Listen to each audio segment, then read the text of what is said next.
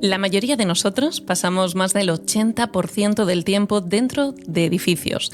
La oficina, el colegio, centros comerciales y, por supuesto, nuestra propia casa. ¿Alguna vez te has planteado si son espacios saludables? ¿Es posible que el aire, la humedad o el suelo de estos espacios estén afectando a tu salud?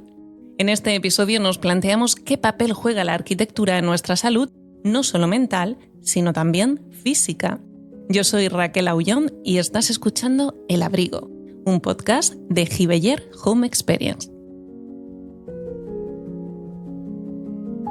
Bienvenidos a El Abrigo, hoy con Elizabeth Silvestre. Cada día, afortunadamente, estamos más concienciados de cómo aspectos relacionados con la polución o la calidad del agua pueden afectar a nuestra salud, pero generalmente la mayoría de nosotros prestamos muy poca atención al ecosistema, llamémoslo así, que hemos creado dentro de nuestros hogares o espacios de trabajo. ¿Vivimos en un entorno doméstico sano? Nuestra invitada de hoy es doctora en biología, máster en bioconstrucción, docente en biohabitabilidad en diferentes másters y posgrados de arquitectura y medicina, conferenciante y autora de libros de estilo de vida saludable como Vivir sin tóxicos, Tu casa sana, entre otros muchos. Elizabeth Silvestre, bienvenida al Abrigo. Hola, ¿qué tal? Gracias por invitarme. Es un placer estar aquí con vosotros.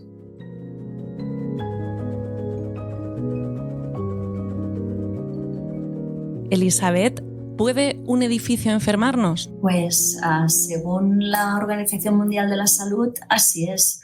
De hecho, desde los años 80 acuñó el término síndrome del edificio enfermo para describir esta situación, como la calidad del ambiente interior que queda definida en un edificio pues puede beneficiar o en este caso no desequilibrar los sistemas biológicos y por consiguiente pues aparecen síntomas adversos de salud. Las personas no están bien en esos ambientes. Elizabeth, actualmente hay microbiólogos estudiando las bacterias que florecen en nuestros edificios, químicos rastreando gases, neurocientíficos descifrando cómo responden nuestros cerebros a determinadas estructuras y, en definitiva, un largo etcétera de científicos y profesionales tratando de averiguar cómo nos afectan los espacios interiores. En medio de todo esto surge el término biohabitabilidad. Por favor, explícanos un poquito qué es. La biohabitabilidad yo la defino como una disciplina que nos aporta un concepto que creo que todavía nos falta integrar de una forma muy clara y que tiene que ver con habitar los espacios teniendo en cuenta la biología humana, la vida, cómo nos impacta el entorno construido en nuestra salud, en nuestro bienestar y en toda, como tú decías, ¿no? A nivel también del cerebro. Es decir, la salud es multidisciplinar, lo has descrito muy bien, diferentes áreas, y el entorno en el que vivimos impacta directamente en el equilibrio de nuestros sistemas biológicos. Entonces, hemos empezado hablando del edificio enfermo y eso significa que cumpliendo todas las normas y normativas actuales de habitabilidad, de salubridad, pues no es suficiente para conseguir esos espacios que realmente promuevan la vida, promuevan la salud, en este caso de las personas, ¿no? que van a usar, a vivir en estos espacios. Entonces, la habitabilidad hace ese paso más de poner la vida, las personas, los ecosistemas en el centro de todas las actuaciones. Es la única forma, ¿no? de poder diseñar, rehabilitar y construir espacios que realmente sean sanos y nos permitan vivir de una forma plena. Pues vamos a ver si poquito a poco conseguimos saber, descifrar, conocer un poco mejor cómo necesitamos que sean esos edificios que habitamos para que sean lo mejor posible, lo más saludables posible para nuestro organismo. Y si pensamos un poco, enseguida vemos que los microorganismos, por ejemplo, habitan absolutamente todos los rincones del planeta, desde el desierto hasta el fondo de un lago, la cima de una montaña. Obviamente, también están en nuestras casas, pero no todos son saludables. ¿De qué tipo de microorganismos hablamos o de qué tipo de microorganismos deberíamos estar pendientes dentro de nuestros hogares? La microbiota, los microorganismos, este conjunto, ¿no? que podemos llamarle microbiota, es esencial para la vida. O sea, las necesitamos. De hecho, en nuestro cuerpo tenemos más bacterias que células, y esto es un punto muy importante. Entonces, eso también ocurre en los espacios, podemos medirlo y encontraremos pues, todos estos muchísimos microorganismos. El tema es evitar que crezcan y proliferen los que se conocen como que pueden ser patógenos para las personas. Entonces, ahí, teniendo en cuenta a nivel del edificio, pues una buena ejecución, evitar pues las humedades, ir a buscar la fuente cuando se producen y restaurar la fuente. O, por ejemplo, en el mantenimiento de las viviendas, pues tener en cuenta todas las zonas más húmedas, evitar que haya un crecimiento excesivo de los que se conocen como más nocivos. Esto es imprescindible para evitar pues, que estén presentes en el baño principalmente o en la cocina también. Entonces, más que decir nombres y apellidos, porque podríamos, por ejemplo, hablar de aspergillus, de otros microorganismos y toxinas y que luego pues, en el día a día pues, no los sabemos reconocer, diría pues, que pasa por eso, por un buen mantenimiento y por evitar zonas donde haya humedades y restaurarlas desde la base. Estos son los principios básicos para poder disfrutar de los microorganismos positivos y evitar que crezcan de forma desmesurada los que no son que no son nada favorables, ¿no? Todas estas tóxicos y toxinas que pueden estar ambientalmente. Hablando de humedades, hace años, Elisabet, leí un artículo que hablaba sobre las especies microbianas que habitan en los cabezales de las duchas. Es decir, por el chorro del agua con el que nos duchamos cada día, contaba algo así como que navegan una serie de microbios que viven en este cabezal y que incluso podemos llegar a aspirar cuando nos duchamos. ¿Esto es así? Sí. Los microorganismos forman parte de la vida, están presentes en el cabezal de la ducha, están presentes en los frigoríficos, están presentes en la cafetera, estoy hablando, en el aire acondicionado, todo lo que tenga que ver con agua, con lugares húmedos, son propiciadores de que haya ese acúmulo y ese crecimiento excesivo de microorganismos. Por eso decía que el mantenimiento es clave. O sea, mantener esos espacios que sabemos que tienen humedad y que van a predisponer el crecimiento de microorganismos es la base, porque lo que evitamos es que haya ese sobrecrecimiento y esa exposición, que son exposiciones bajitas, porque no estamos hablando de unas humedades tremendas que huele mucho a moho, por ejemplo, y vemos clarísimo que hay un problema, sino que realmente son esas dosis bajas de micotoxinas que pueden eliminar. Por eso, la importancia de todos los lugares de una vivienda que tengan que ver con zonas húmedas, incluso pequeños electrodomésticos, como hemos citado, pues es importantísimo para evitar que haya esa exposición continuada. Esa sería la clave. O sea, pensar en todo lo que tiene que ver con la humedad. ¿Y cómo lo hacemos, Elisabet? Porque, por ejemplo, en el caso de la ducha, me cuesta mucho imaginar cómo llegamos a hacer para que no se acumulen ahí en base a la humedad. Claro, el baño siempre va a ser a unos lugares húmedos pues por su característica. Es el reto. ¿No? Pues hacemos las duchas con temperaturas más altas. Bueno, entonces, eso, el mantenimiento, limpiando con productos que sabemos que ayudan a minimizar o a eliminar. No estamos hablando de productos agresivos, que esto también sería, o sea, mira, esto es un buen ejemplo porque no para eliminar esas toxinas vamos a poner sustancias químicas que luego nos van a dar esa introducción de tóxicos químicos ambientales. Claro. Entonces aquí se trata a veces pues, de utilizar pues, agua oxigenada, vinagre, pues, percloratos, es decir, sustancias que son para la limpieza habitual mucho más naturales, pero que ayudan a mantener a raya este tipo de microorganismos. O sea, no se trata de utilizar lejías o amoníacos o salfumanes, ¿no? Que es como un clásico que se ha venido utilizando, sino al contrario, pasarnos a productos que sabemos que son pues menos nocivos para nosotros y más efectivos para mantenerlos a raya. Por ejemplo, la combinación entre vinagre y agua oxigenada ayuda. Tienes un cabezal de la ducha, pues primero aplicas uno de los productos y después aplicas el otro, juntos no. O sea, es primero uno, después el otro. Entonces, este tipo de combinación de productos ayudan a ir manteniendo, pues eso, como más, digo a raya, porque no favorece. Volveremos después a este tema de los productos y de los químicos, que me parece súper interesante, porque se me agolpan las palabras, Elisabet, las preguntas a medida que te voy escuchando hablar. Pero has dicho algo del moho que quiero recuperar, porque a veces casi nos acostumbramos y vemos este moho casi algo frecuente. Muchas veces en los hogares se llega a convivir con el moho. Te hablo de moho, pero también podríamos hablar de humedades en las paredes de las casas, etcétera, etcétera. ¿Cómo nos afecta a la salud convivir con esto? Ahí ya vamos a otra escala, ¿eh? O sea, hay viviendas que realmente tienen un problema de salubridad, que esto ya sería palabras mayores, ¿no?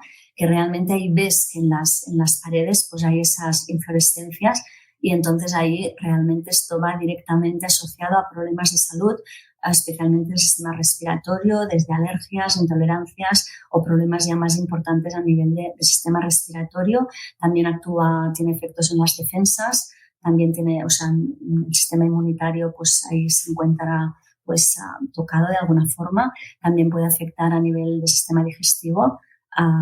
Es decir, puede afectar a diferentes órganos y tejidos, aunque evidentemente la principal diana puede ser el sistema respiratorio, también evidentemente a nivel neurocognitivo. Y eso realmente es un problema grave que hay que cortar de raíz. Muchas veces son visibles, como decimos, vemos paredes, ¿no? Pues que vemos esas inflorescencias y esas manchas muy claras.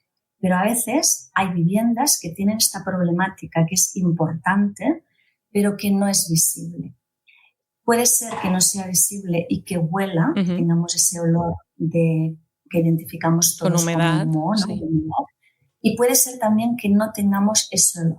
Entonces, siempre que una persona tenga síntomas adversos de salud, como los que hemos contado, que vaya evidentemente al especialista médico, y que no encuentre alguna causa, siempre hay que ir a buscar después la causa de lo que sería el ambiente, el exposoma ambiental. Y ahí son los espacios donde más tiempo estamos, que pueden ser, pues en este caso, el domicilio, también podríamos actuar en la oficina. Pero si nos centramos en nuestra casa, a pesar de que no tengamos ese olor y a pesar de que no lo veamos, puede ser, por ejemplo, mira, esto es muy frecuente en viviendas que tienen armarios empotrados directamente en paredes de cara norte y que no hay un aislamiento bien ejecutado. Entonces ahí se genera una problemática detrás del armario, que en el dormitorio, que es el lugar donde estamos cada día pues 7, 8 horas, o sea, es un lugar de máxima permanencia, y en un momento en el que el organismo es el que hace funciones súper importantes de regeneración y de resetear todo el organismo y de limpieza y de integración de memorias. Y el tener esos factores ambientales, en este caso un factor biológico, pues actúa como disruptivo en estos procesos. Entonces es importante detectar siempre las fuentes ambientales en el hogar, a pesar de que no las veamos. Pues ahí con mediciones ambientales, bueno, pues a veces también con técnicas de termografía puedes ir a ver qué pasa detrás de esos armarios que hay en la pared, ¿no? Para que realmente tengamos una patología y que a nivel médico no es fácil encontrar pues la causa. Entonces el ambiente hay que tenerlo siempre en cuenta, lo que estudia la medicina ambiental, para resolver síntomas adversos de salud que podamos tener.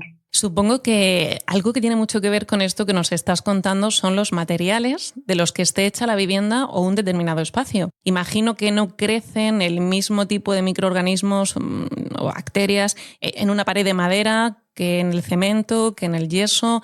Cada uno de los materiales tiene efectivamente, digamos, su propio mundo. Totalmente. Piensa que un microorganismo, para que pueda crecer, necesita, como digamos, un buen medio de cultivo, ¿no? Entonces, todo lo que son los materiales más orgánicos o más naturales pues son más óptimos, ¿no? para la vida, para el crecimiento, respecto a otros materiales que puedan ser como más sintéticos. En un plástico es más difícil que te crezcan unos microorganismos, y a lo mejor pues una base orgánica es más sencillo.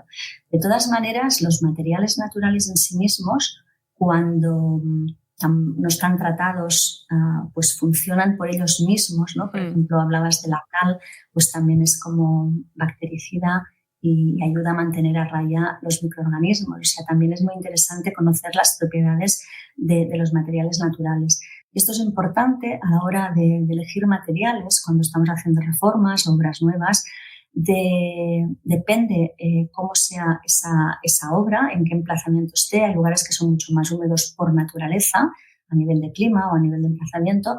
Entonces, es importante ver en cada caso cuáles son los materiales que van a ser una mejor opción para después poder evitar ese tipo de problemáticas. Esto es muy importante. O sea que también ahí los especialistas deben conocer el comportamiento físico y químico de los materiales que utilizan en relación a los factores biológicos, como podrían ser los mohos, los factores químicos y los factores físicos. Esto es un conocimiento que los profesionales tienen que tener para actuar en cada caso, eligiendo el material que mejor se vaya a comportar en ese espacio. La temperatura es otro aspecto muy importante también a tener en cuenta. Es una cuestión de confort, pero también supongo que determinadas temperaturas favorecerán más o menos la proliferación de determinados microorganismos, al margen de que sean más o menos beneficiosas para nuestro organismo, que luego estos nos perjudiquen más o menos, pero la temperatura aquí juega un papel importante. Sí, claro. O sea, todo lo que es la calidad del aire, que aquí podríamos juntar temperatura con humedad, porque esta parte hidrotérmica va muy unida, pues evidentemente hay condiciones que favorecen más el crecimiento que otras. Aquí, por ejemplo, pues no todos los microorganismos responden de la misma forma. Hay microorganismos que responden más a los ambientes más húmedos y otros a ambientes menos húmedos. Pero sí que en realidad, cuando la temperatura pues es un poco más elevada y hay mucha humedad en el ambiente, especialmente cuando sobrepasamos valores del 60% de humedad ambiental, pues ahí tenemos un cóctel perfecto para que puedan crecer de una forma pues mucho más a sus anchas, ¿no? Por decirlo de alguna forma.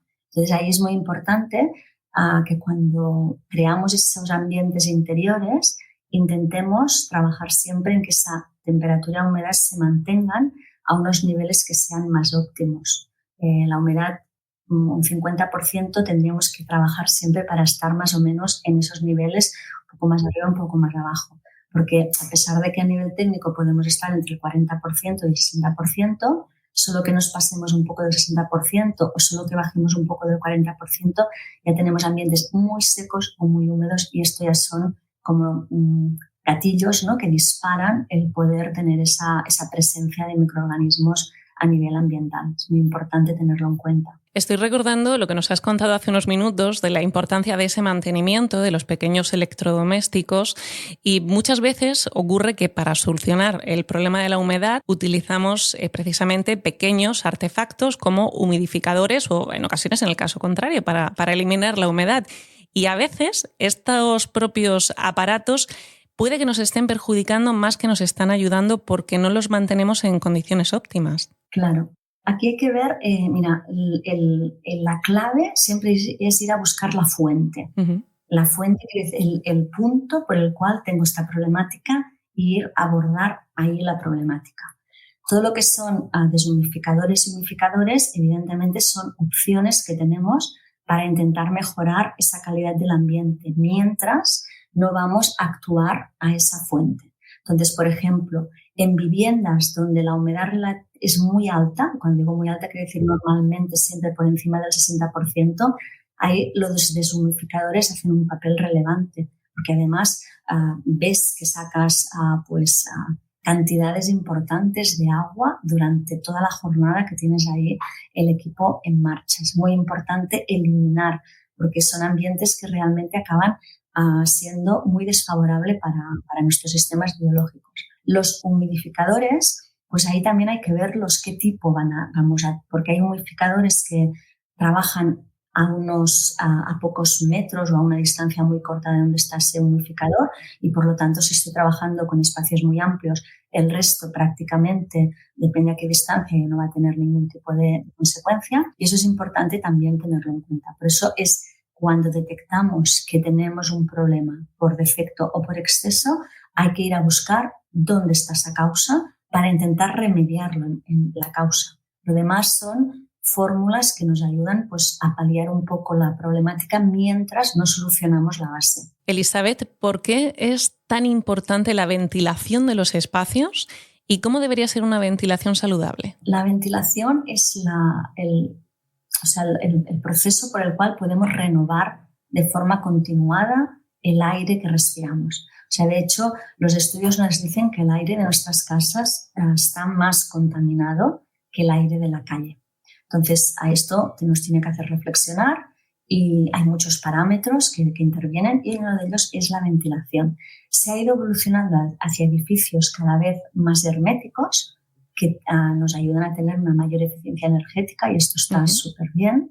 Pero a la vez hemos seguido trabajando con materiales que a lo mejor son muy emisivos de compuestos volátiles, limpiando con productos que introducen al ambiente pues, más sustancias químicas que conocemos hoy en día que no son favorables. Entonces, creamos en ese ambiente interior toda una serie hay una cantidad, además de todos los productos que generamos nosotros, pues derivados de la respiración, ¿no? Es importante por eso para renovar el aire, o sea, para respirar un aire más limpio en los espacios interiores, la ventilación es clave, es la forma de eliminar. Entonces, claro, quizá no hay mucha conciencia de la importancia de eso, de renovar el aire, de abrir ventanas. Digo de abrir ventanas porque también, como muchos edificios, pues no son practicables las ventanas, o bueno, especialmente los que son de oficinas, o hay una ventilación mecánica, pues también esto ha hecho que perdamos el hábito de alguna forma, ¿no?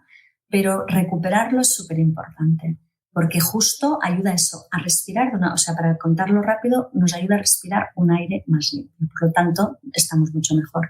Aquí hay muchas como teorías o muchas hipótesis de cuántos minutos necesitamos ventilar cada día, o si es mejor ventilar por la mañana, es mejor ventilar por la tarde. Entonces, bueno, os haría referencia a uno de los últimos estudios que se ha hecho, que además tiene como un test que podéis hacer todos en casa y depende de los metros cuadrados de la vivienda, de cuántas ventanas tiene, si tenéis ventilación cruzada, si hay un patio. Bueno, las personas que vivís en la casa acabas haciendo este test y te determina cuáles son los minutos adecuados, si 5 minutos, si 10 minutos. Y esto es un estudio que ha publicado el IS Global, que es el Instituto de Salud Global, que tiene sede en Barcelona, y son como unos máximos expertos en el estudio del exposoma, cómo nos afectan estas variables ambientales a la salud. Entonces, bueno, si ponéis en internet IS Global y ponéis calidad del aire interior, pues seguro que encontráis este estudio que te dice, o sea, el título es Ventilar por tu salud. O sea, que si buscáis el ventilar por tu salud, ahí veréis cada uno en vuestra casa cuántos minutos. Genérico, pues sería un mínimo entre 8 y 10 minutos, y mañana o tarde dependerá de si la zona donde vives hay más tráfico por la mañana o por la tarde, siempre es mejor ventilar cuando hay menos tráfico y menos polución exterior. Y luego también va a depender del número de personas que estáis viviendo en ese lugar. No es lo mismo un espacio donde vive una persona, una pareja o una familia de 6. Entonces, bueno, esto también genera que necesitemos una ventilación pues, más frecuente.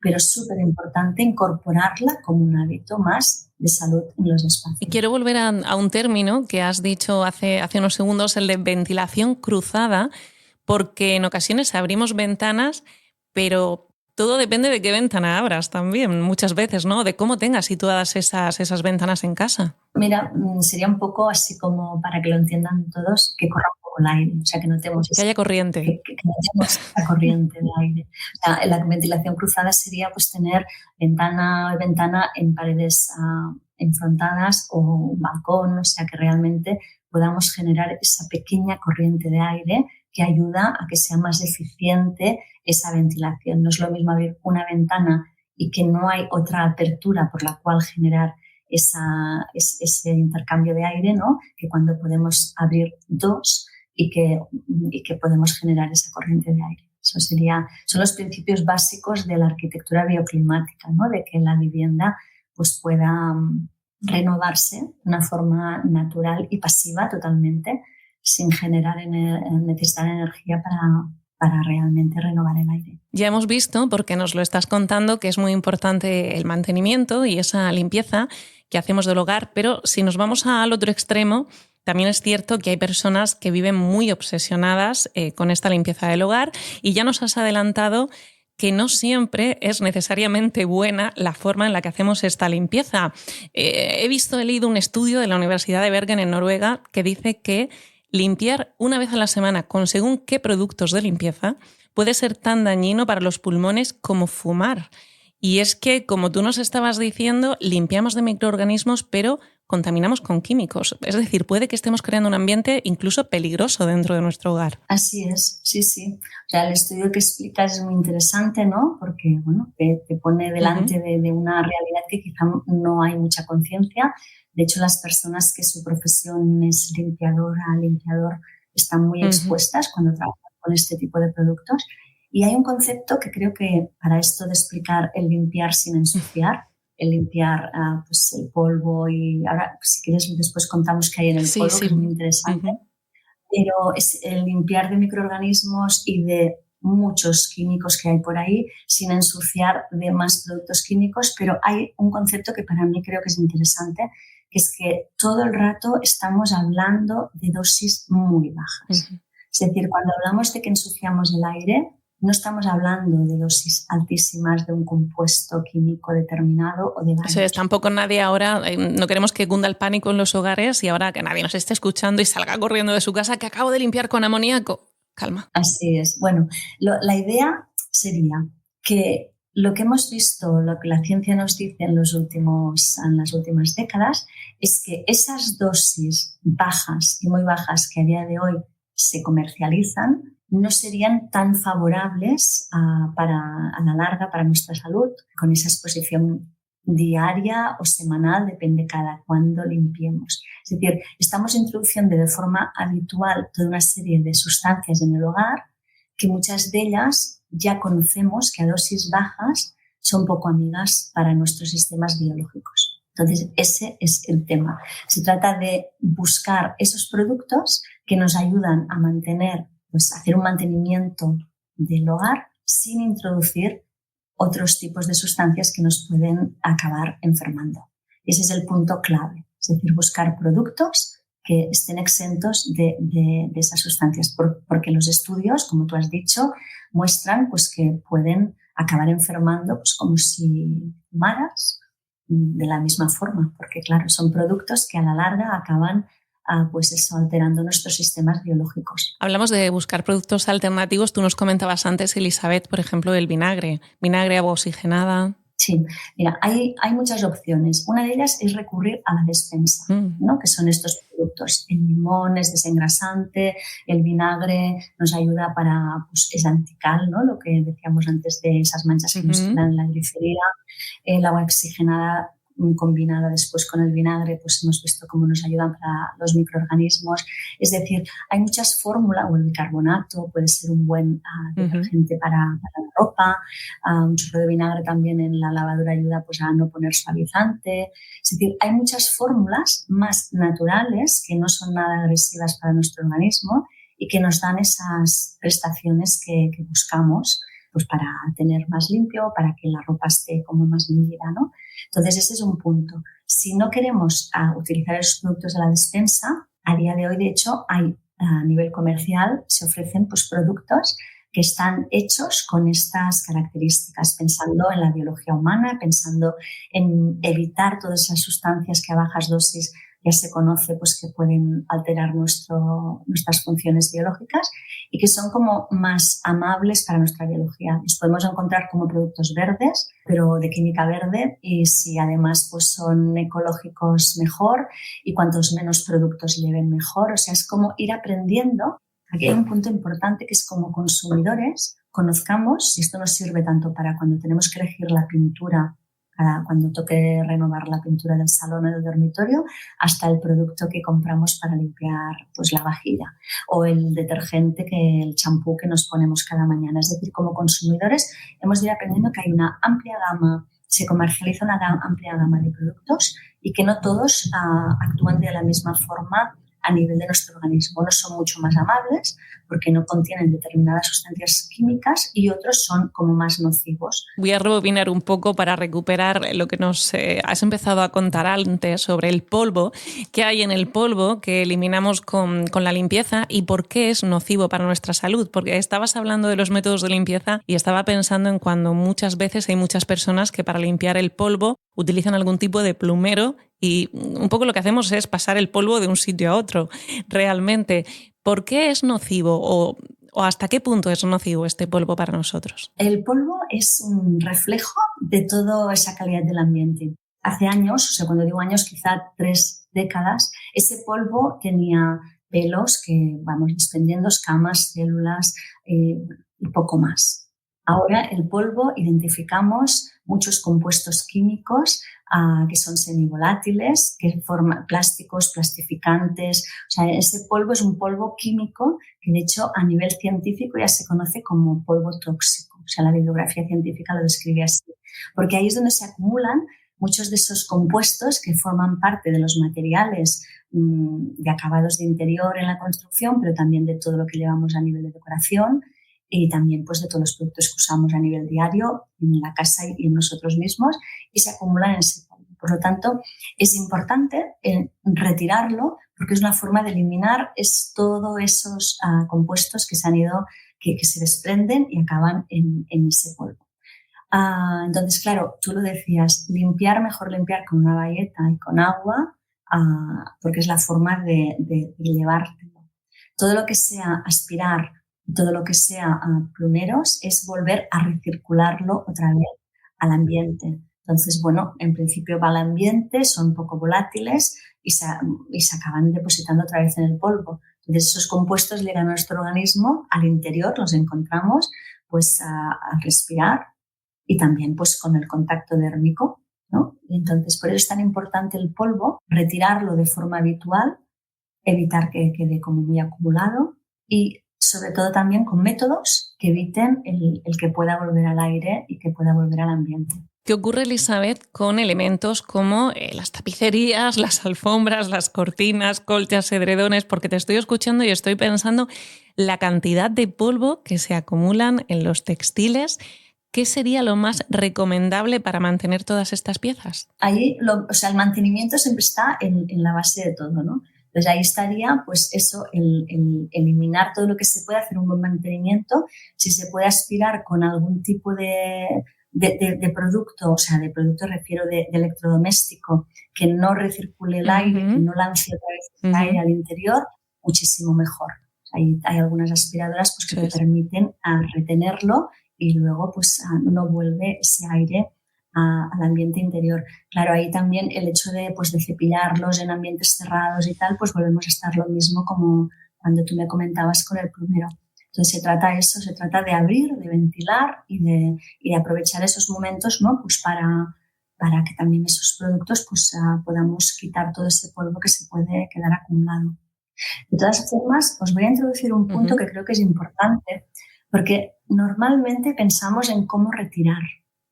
Yo creo que antes os decía, para las humedades hay que ir a buscar el foco y aquí os diría lo mismo. O sea, el problema sería, vamos a intentar no entrar esos productos en casa. O sea, si cuando vas haciendo cambios poco a poco a nivel de pues qué pinturas elijo, qué alfombras elijo, qué tapicerías elijo, qué productos para la cocina, para el baño. Es decir, cuando poco a poco, cada vez que necesitas hacer un cambio, ya vas introduciendo en casa estos productos que sabes que no llevan plásticos, plastificantes y no llevan esos volátiles o esos semivolátiles que se conoce que son más nocivos, a la larga acabamos teniendo una casa mucho más saludable. Entonces, en ese polvo encontraremos muchísimo menos carga tóxica. Aunque creo que cada vez lo tenemos más en cuenta, un tema que a menudo pasa desapercibido es el de las distintas radiaciones a las que estamos expuestos en el hogar, porque la mayoría de nosotros creo que tenemos, por ejemplo, por nombrar algo, los cargadores del teléfono móvil junto a la cama y en ocasiones con más de un enchufe. Pero no solamente se trata de esto, realmente hay mucha exposición en un hogar. Claro. Esto forma parte, antes os decía, los factores ambientales que son biológicos, hemos hablado del moho, hemos hablado de químicos y esto forma parte de la parte del electroclima, de los factores físicos. Entonces, forman parte de nuestra vida. Todos queremos tener una vivienda tecnificada con instalaciones eléctricas y, evidentemente, pues con todos los equipos eléctricos, electrónicos que necesitamos. Pero ahí también se trata de conocer que hay diferentes formas de aplicarlos a nivel de instalaciones, por ejemplo. No es lo mismo tener una instalación eléctrica biocompatible que una más convencional. Con una biocompatible tenemos todas esas prestaciones que necesitamos, pero minimizamos estar expuestos 24 horas sobre 24 a esos campos eléctricos o campos magnéticos de baja frecuencia.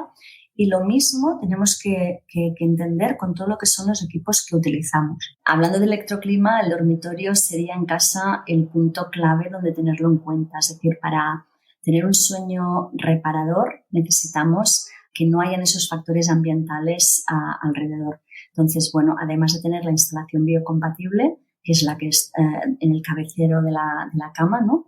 Pues evitar todo lo que son el tener en la cercanía pues los equipos eléctricos y electrónicos. O sea, cuando vamos a dormir se va a dormir el wifi y se van a dormir todos los equipos. Esta es la idea, que puedan estar todos apagados. Si hay que ponerlos a cargar, pues se ponen en otra habitación o se ponen alejados de la zona de la cama. Y esto también hay que llevarlo también a todo lo que es la iluminación, a las lámparas. Es decir, buscar siempre la manera de que tener todas estas prestaciones sin que estén cerca de las personas, o si están cerca de las personas, con técnicas que ayuden a derivar los campos eléctricos, magnéticos y evitar todos los electromagnéticos de alta frecuencia. Esta sería la clave. Hacer lo que se llama higiene energética.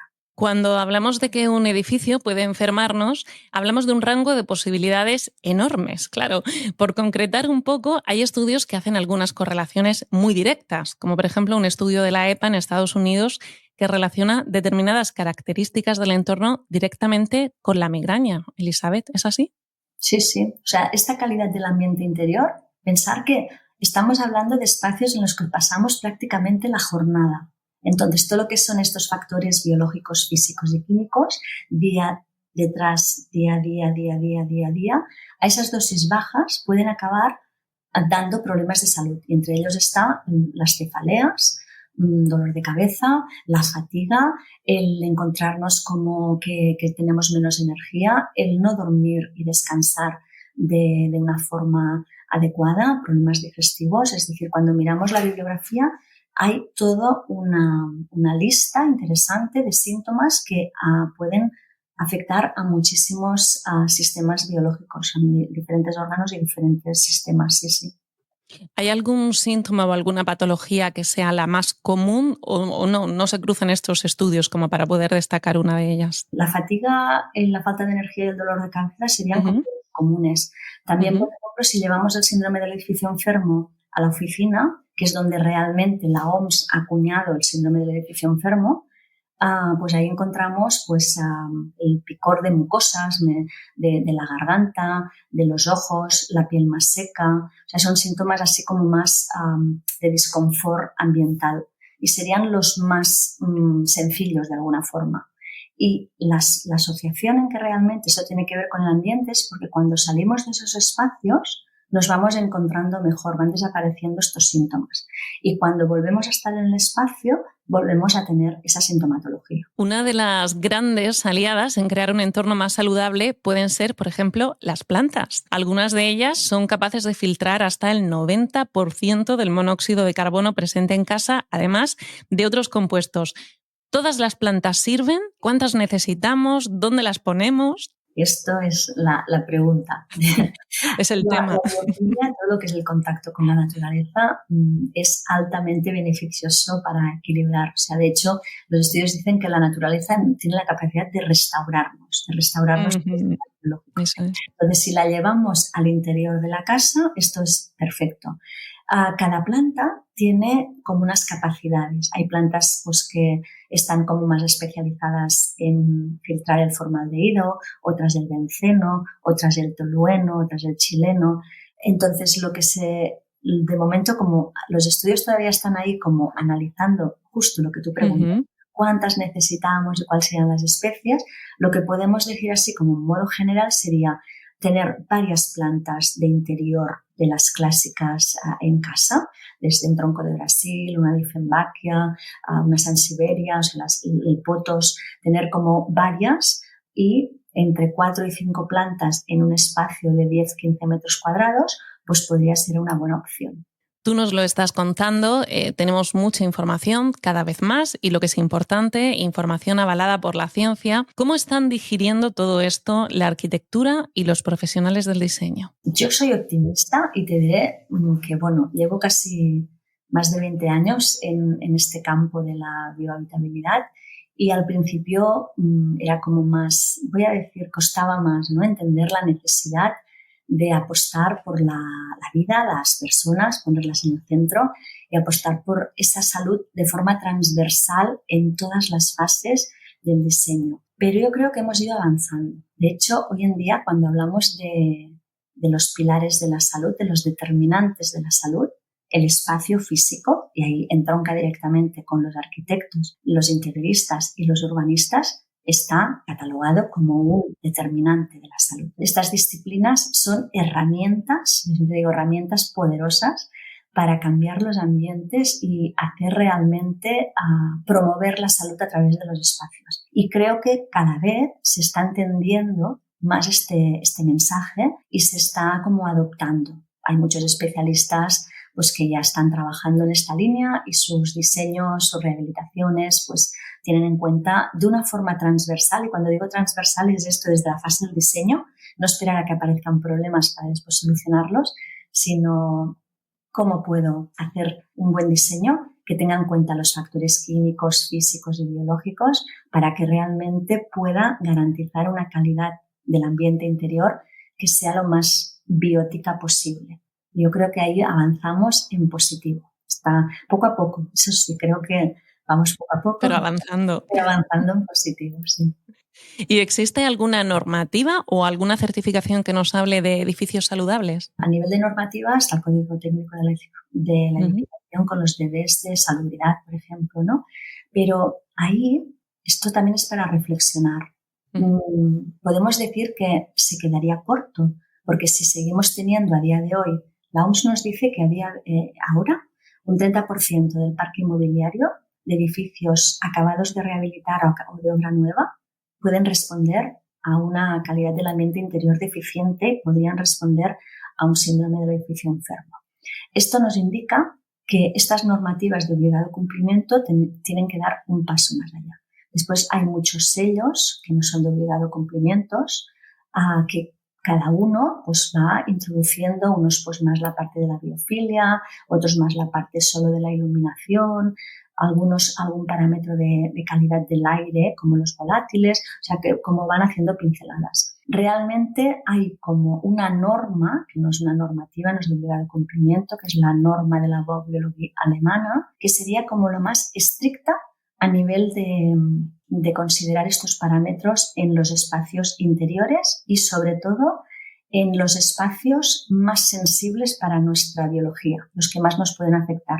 Y esos son un dormitorio porque es el lugar, no vamos a descansar no solo, sino que es donde el organismo se repara y se resetea cada noche. Entonces ahí es muy importante el ambiente a nivel de volátiles, a nivel de iluminación, a nivel de ruido, a nivel de todo lo que es el electroclima, es muy importante. Y la diferencia entre el código técnico y esta norma está básicamente, o el código técnico o otros sellos y normas, está en los niveles límite de exposición que se tienen en cuenta. A través de la Baubiologie se trabajan con niveles límite muy, muy, muy, muy bajitos. Esos a los cuales nuestro organismo ya empieza a tener algún tipo de cambio. Entonces, claro, ahí damos un paso más porque cumplimos todas las normativas de obligado cumplimiento, el código técnico, el RITE, todo lo que hay que cumplir, pero además minimizamos a través de cómo hacemos las instalaciones eléctricas, los materiales que utilizamos, cómo hacemos el diseño de zonificar a todos los espacios, pues ayudamos a crear espacios que se adapten, que esto para mí es el concepto importante, a cómo funciona el organismo. Entonces ahí tenemos asegurado que eso va a funcionar, porque normalmente hacemos edificios y los organismos tienen que adaptarse. No todas los parámetros límites no son como beneficiosos, porque ahí también entraría la sensibilidad de las personas, no todos respondemos igual a una temperatura más alta o más baja, o a una humedad, o a un electroclima. Entonces, teniendo en cuenta toda esa diversidad de cómo reaccionamos a nivel biológico, lo importante es minimizar siempre todo lo que podamos la introducción de esos parámetros desde el diseño del edificio. Elisabet, quizás sería esto último que has dicho, el consejo, pero a modo de resumen, ¿qué pequeños cambios dirías que podemos hacer en nuestros hogares u oficinas hoy ya, mañana mismo, para tener un hábitat más saludable? ¿Por dónde empezamos? Bueno, mira, yo siempre cuento que empezaría por aquello que hacemos más veces cada día. Si algo me tiene que afectar, es ese lugar donde estoy más horas cada día. No es lo mismo si yo soy usuario de una oficina, voy a hacer unos trámites y me voy, que la persona que está trabajando 8 horas. Entonces, esos espacios de máxima permanencia, ver cómo podemos garantizar, importantísimo, la calidad del aire. Respirar un aire más limpio, esto es un básico. Lo tenemos muy claro en el exterior, pero quizá en el interior todavía no está muy asimilado.